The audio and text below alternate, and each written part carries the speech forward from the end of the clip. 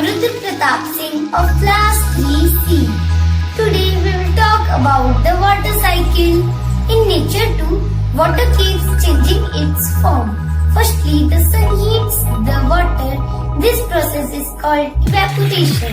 After that, the water changes into water vapor and flies up in the sky. After that, the water vapor comes in the contact of the cold air. Then they make the cloud. Inside the cloud, the tiny droplets join together to make a big drop. When they become heavy, they fall as rain. The places which are very cold, the water vapor changes into